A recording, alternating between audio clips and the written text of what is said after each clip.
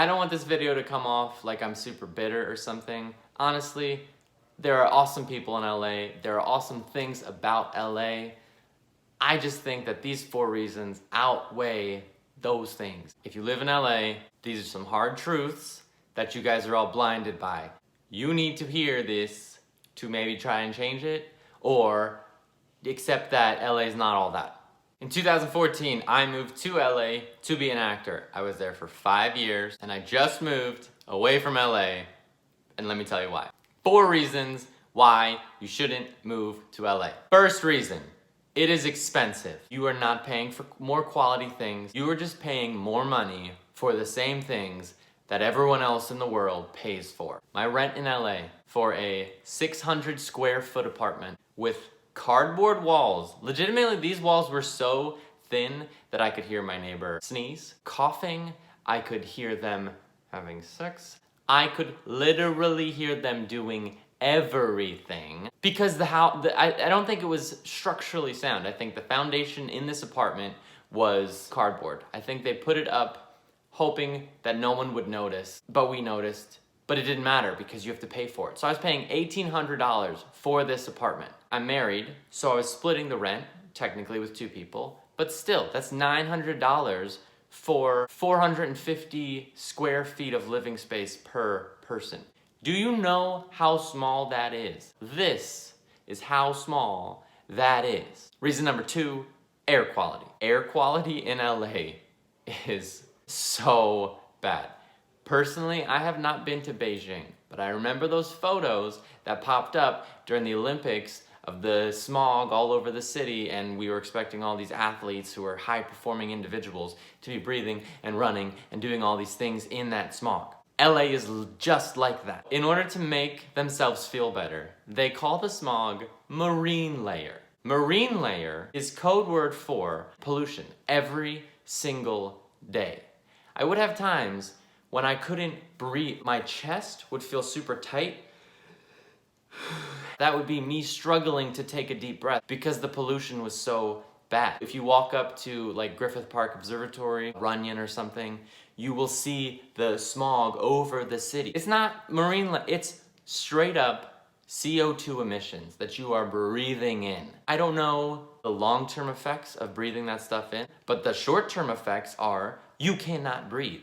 Also, I know you guys probably heard about the wildfires. Well, with the wildfires is smoke. The smoke comes up into the sky and then drifts over the city where everyone's living. There were times when you're driving your car and it's like the apocalypse. There's smoke and fog and smog everywhere, covering the streets, covering the sidewalks, where your visibility, you're driving and maybe it's a couple hundred feet, but not thousands of feet like it should be. You'd have times when schools would get canceled, not because there's a fire coming towards the school, but because the air quality is so bad. You couldn't have PE outside because the smoke, and you have to go like this.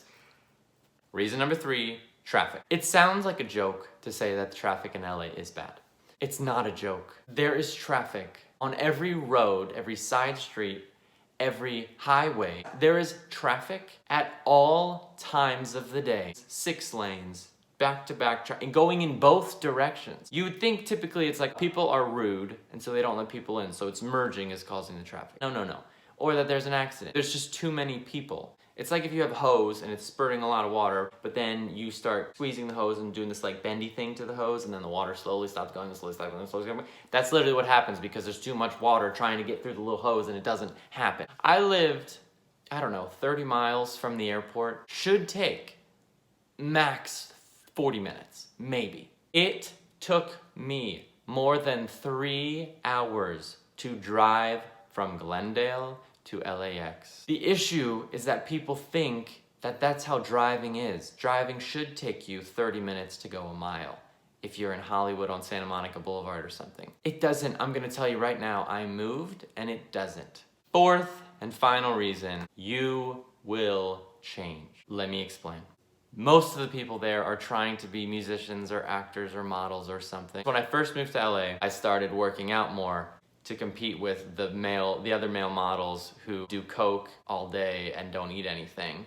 Can't compete with that if I'm not doing that. Then there's people in the industry who have a resume, but it's not a great resume, so then they lie about their resume and make you think that they're way better than you, but in reality they're lying about the things that they're actually doing. So then you feel the need to compete with them, and then it's just step up and step up and step up and step up, and everyone's trying to outdo each other and show that they're better than the other person when it's not a competition. It's literally just living life. People confuse living life with living in LA, thinking that LA is life. LA is not life.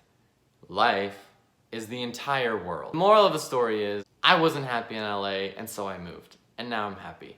You could come up with a list for every single city, state, country, whatever. If you're not happy, then, make changes. But if you are happy, then stay and really commit to building a community and growing there. That's it. For those of you who don't know me, I just moved from LA to Nashville. Why did I move out of LA? I will tell you. There are 4 reasons why you shouldn't. So bad.